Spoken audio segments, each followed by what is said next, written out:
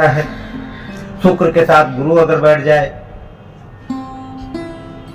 और गुरु के साथ में मान लीजिए बुध बैठ जाए, अगर बुध ना भी बैठे, अगर ये शुक्र और गुरु बैठ जाएंगे दोनों, तो ये हमारी जो है लव मैरिज करा देंगे। और लव मैरिज कराएंगे किसके लिए?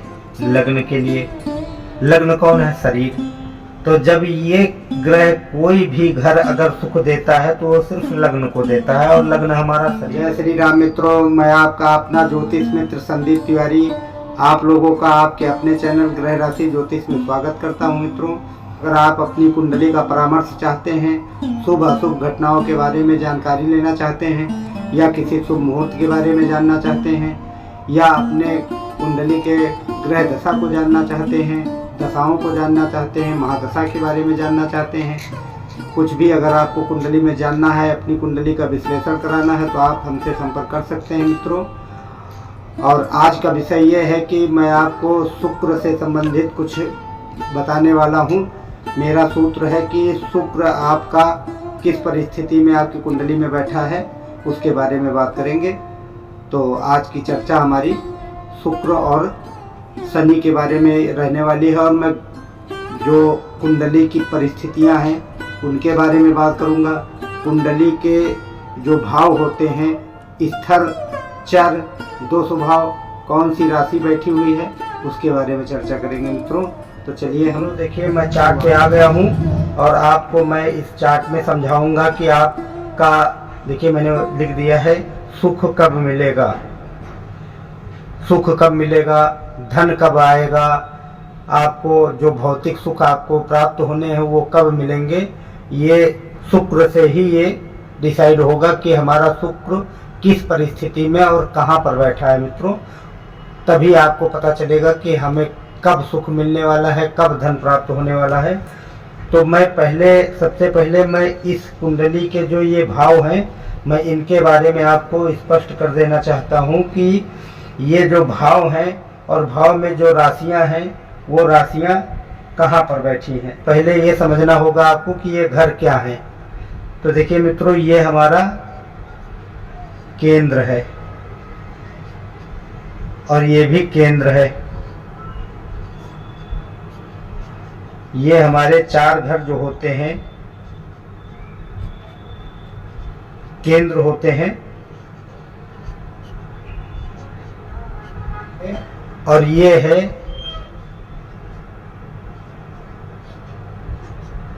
पनफर के एकदम जस्ट सामने पनफर ये हो जाएगा, पनफर। और एक ये हमारा पनफर हो जाएगा,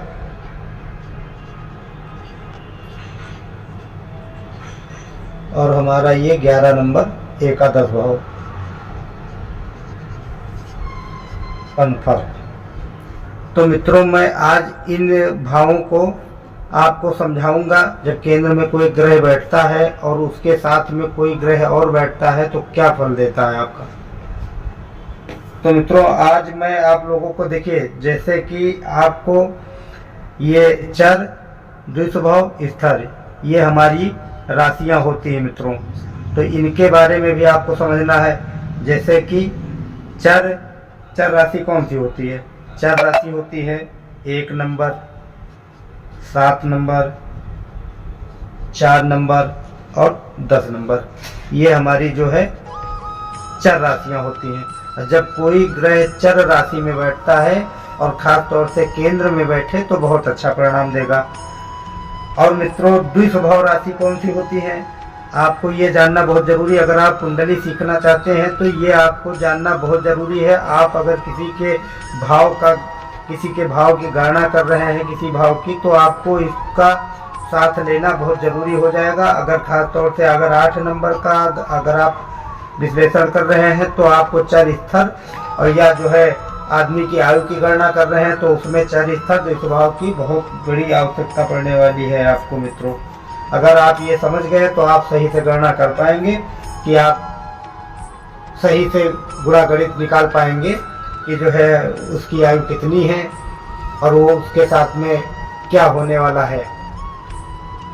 तो मित्रों, द्विस्वभाव राशि है 3 नंबर, 6 नंबर, 9 नंबर और 12 नंबर। और जो स्थिर राशि है मित्रों, स्थिर राशि में जब कोई ग्रह बैठता है, अगर वो स्वराशि का नहीं है और स्थिर राशि में बैठा हुआ है, तो उसका परिणाम थोड़ा रुक जाता है। रुक रुक के वो फल रुक रुक के देता है, वो लगातार फल नहीं दे पाता। तो मित्रों, स्थिर राशि के बारे में जान लीजिए। स्थिर राशि है 2 नंबर, 5 नंबर, 8 नंबर और 11 नंबर।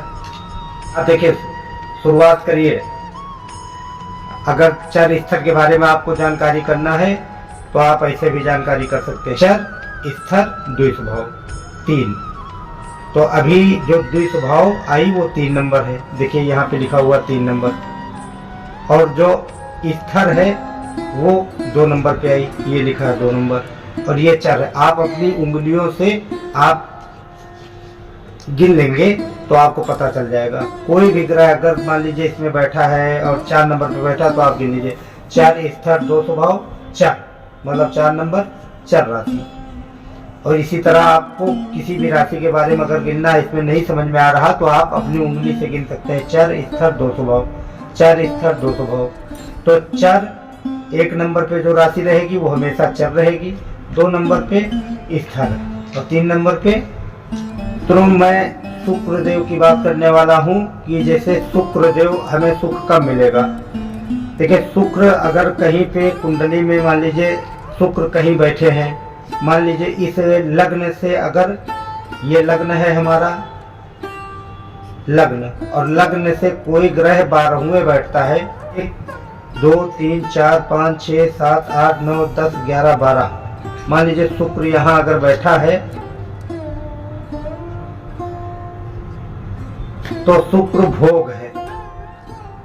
शुक्र क्या होता है हमारा? देखिए, शुक्र जो होता है ये हमारा होता है भोग, भोग, विलास, श्रृंगार। तो कहने का मतलब है कि शुक्र हमारा भोग है। इस कुंडली का जो भोग का घर है वो है 12 नंबर। ये काल पुरुष कुंडली है।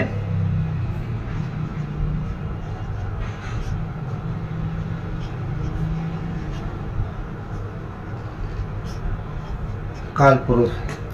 तो मित्रों, शुक्र है भोग। मान लीजिए शुक्र के साथ में कहीं शनि बैठ जाए, मान लीजिए शुक्र के साथ शनि बैठा है तो क्या होगा? शुक्र है भोग और शनि है विरक्त, विरक्त, वैराग्य।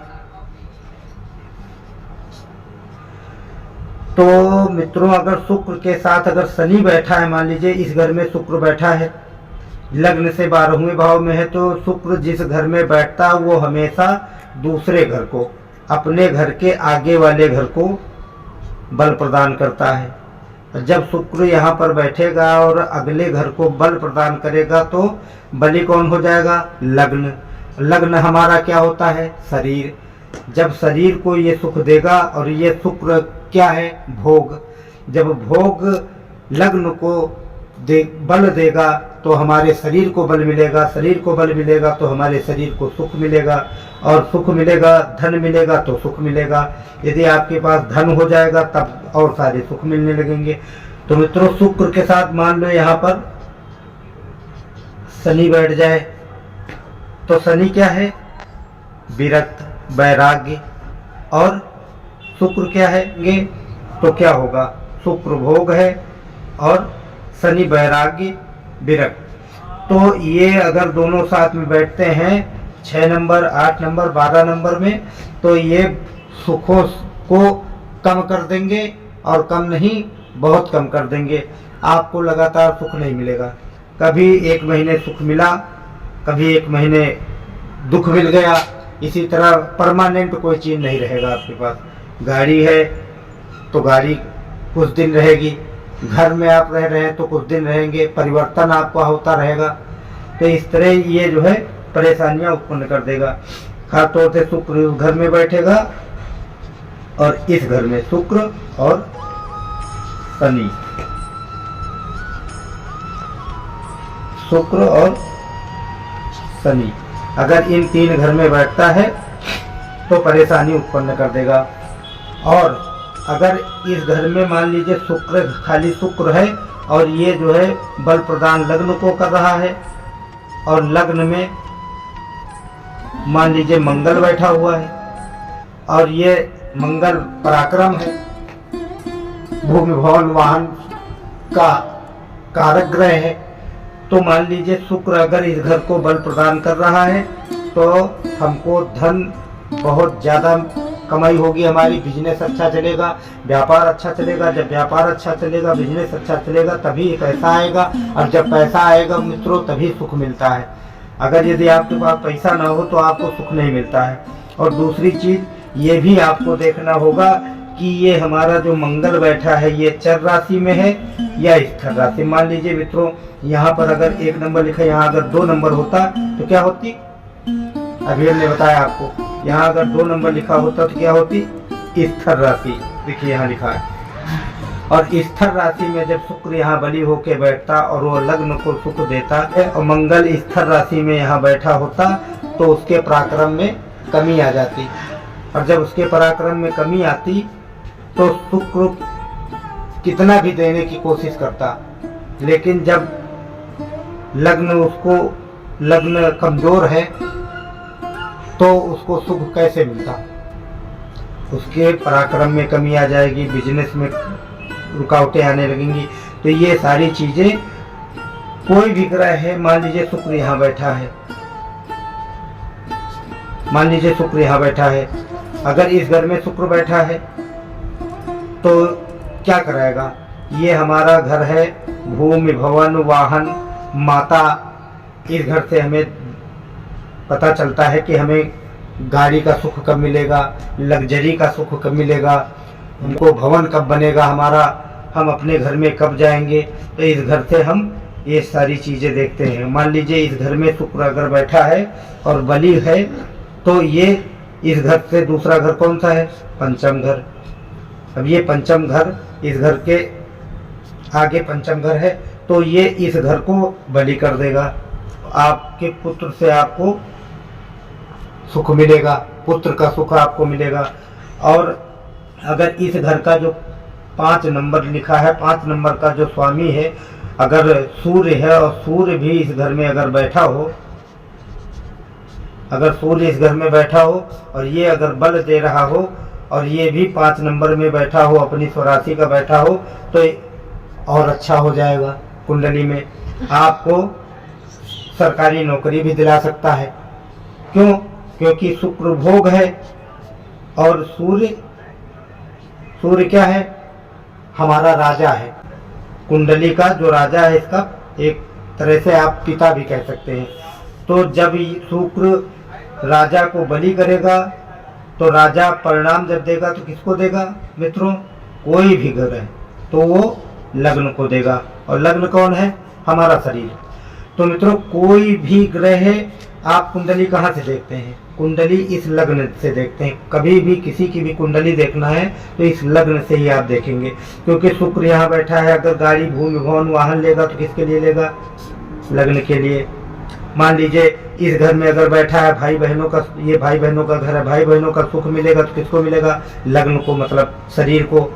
और ये धन का भाव है, और धन अगर मिलेगा आपको, अगर धन आपके पास आएगा तो धन सुख किसको देगा, लग्न को। और ये हमारा जो है धन कहाँ से आएगा, कितना धन मिल पाएगा, और हमारी बहू कैसी होगी, वो आपको सुख मिलेगा, बहू का सुख मिलेगा नहीं मिलेगा, आपका धन कहाँ से आएगा, कितना आएगा, और आएगा तो किसके लिए आएगा, लग्न के लिए।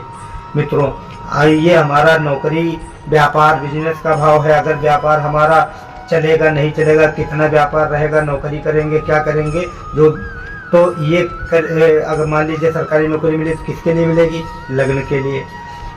तो मित्रों ये हमारी शादी का भाव है, विवाह का भाव होता है, कुछ धन का भाव भी देखा जाता है, यात्राओं के बारे में भी देखा जाता है। तो अगर ये इसमें पत्नी अच्छी मिली, खराब मिली, जो कैसी मिलेगी, धन मिलेगा नहीं मिलेगा, यात्राएं होंगी नहीं होंगी, और जो भी कुछ मिलेगा, अगर इस घर का जो भी परिणाम आएगा वो किसके लिए आएगा, लग्न के लिए। मित्रों इस कुंडली में कोई भी ग्रह अगर अच्छा परिणाम दे रहा है तो वो लग्न को दे रहा है, अगर बुरा परिणाम दे रहा है तो भी लग्न को दे रहा है। तो इस कुंडली में ये चीजें समझना बहुत जरूरी है कि कोई भी ग्रह जब परिणाम देता है तो वो लग्न को देता है। मान लीजिए अगर आपका शुक्र शनि है यहाँ पर और शुक्र भोग है, शनि विरक्त वैराग्य है, मान लीजिए ये दोनों जो है साथ में बैठ गए हैं और गलत घर में बैठे हैं तो एक समय समय पे तकलीफ देंगे, धन कम करा देंगे, धन नहीं रहेगा आपके पास, नुकसान करा देंगे। तो किसका नुकसान कराएंगे? लग्न का। तकलीफ किसको होगी? लग्न को। और लग्न को तकलीफ होगी तो लग्न कौन है? हमारा शरीर। कुंडली बनाया हूँ आज आपको समझाने के लिए कि शुक्र हमारा, ये देखिए लिखा मैंने 6 नंबर, 8 नंबर, 12 नंबर भाव में है, भाव में क्या फल देगा। तो मित्रों शुक्र हमारा 6 नंबर, 8 नंबर, 12 नंबर में फल अच्छा नहीं देगा और समय समय पे हमको परेशान करता रहेगा। हमारे धन में कमी आ जाएगी, व्यापार में कमी आ जाएगी, बिजनेस में उतार चढ़ाव आ जाएंगे, परेशानियों से आप घिरे रहेंगे मित्रों। तो ये जानिए, अभी मान लीजिए ये हमारा भाग्य का भाव है। भाग अगर मान लीजिए इसमें शुक्र बैठा है, शुक्र के साथ गुरु अगर बैठ जाए और गुरु के साथ में मान लीजिए बुध बैठ जाए, अगर बुध ना भी बैठे, अगर ये शुक्र और गुरु बैठ जाएंगे दोनों, तो ये हमारी जो है लव मैरिज करा देंगे। और लव मैरिज कराएंगे किसके लिए? लग्न के लिए। लग्न कौन है? शरीर। तो जब ये ग्रह कोई भी घर अगर सुख देता है तो वो सिर्फ लग्न को देता है और लग्न हमारा शरीर है। अच्छा परिणाम अगर कोई ग्रह देगा तो लग्न को देगा और लग्न हमारा शरीर है। इसलिए मित्रों आप इस सूत्र को समझ ही गए होंगे तो आपको कुंडली देखना बहुत आसान हो जाएगा। कभी भी किसी की कुंडली देखना है तो इस लग्न से देखना है मित्रों। लग्न में कौन सा ग्रह बैठा है, लग्न की राशि कौन सी है और लग्न का जो स्वामी है वो कहाँ पर बैठा है, ये विशेष कर ध्यान से देखिएगा कि लग्न का हमारा जो स्वामी है, मैंने पीछे वीडियो में बताया, जैसे 1 नंबर बैठा है तो लग्न का स्वामी मंगल हो गया, 2 नंबर बैठा है तो शुक्र हो गया, 3 नंबर हो गया, 3 नंबर इसमें राशि लिखी है तो बुध हो गया, 4 नंबर है तो चंद्रमा हो गया, 5 नंबर है तो सूर्य हो गया, 6 नंबर है तो बुध हो गया, 7 नंबर शुक्र हो गया, 8 नंबर मंगल हो गया, 9 नंबर बृहस्पति हो गया, 10 नंबर शनि हो गया। तो इसी तरह मित्रों आपको ध्यान से देख लेना है कि इस घर में कौन सी राशि है और उस राशि का कौन सा स्वामी है। मान लीजिए लग्न है, लग्न का स्वामी किस दशा में बैठा है, चर राशि में बैठा है, स्थिर राशि में बैठा है, किसी अच्छे घर में बैठा है या बुरे घर में बैठा है, उसी के हिसाब से आपको मिलेगा कि आप करोड़पति कब बनेंगे। मान लीजिए अगर ये जो ऐसा मैंने बताया, शुक्र अगर इस काल पुरुष की कुंडली में अगर शुक्र यहाँ बैठता है और उसकी परिस्थिति अच्छी रहती है, डिग्रियाँ उसकी अच्छी रहती हैं, तो वो सुख लग्न को देगा और व्यापार बहुत अच्छा चलाएगा। बिजनेस, ऐसे लोग बिजनेस में बहुत निपुण होंगे और बिजनेस उनका बहुत अच्छा चलने वाला होगा मित्रों। तो आपको आशा है कि हमारा ये बताया हुआ सूत्र आपको समझ में आया होगा। ये एक ऐसा सूत्र है कि आप अगर इस सूत्र को समझ जाएंगे तो आपको कुंडली देखना बिल्कुल आसान लगेगा, आप बिल्कुल भी समझ जाएंगे। और जैसे कि ये लग्न है, लग्न का जो मंगल है, मान लीजिए लग्न में 1 नंबर है, 1 नंबर का स्वामी मंगल है और मंगल हमारा 8 नंबर का स्वामी मंगल है और मंगल अगर इस घर में बैठा है तो क्या परिणाम देगा? मंगल हमारी आयु बढ़ाएगा, थोड़ा सा पराक्रम भी कम करेगा लेकिन आयु हमारी वृद्धि करा देगा। तो मित्रों आज का विषय मैं यहीं पर समाप्त करता हूँ, फिर मुलाकात होगी एक और नए वीडियो के साथ में। तब तक आप लोग अपना ध्यान रखें, स्वस्थ रहें और अगर आपने हमारे वीडियो को सब्सक्राइब नहीं किया तो लाइक कर दीजिए और सब्सक्राइब कर लीजिए। जय श्री राम।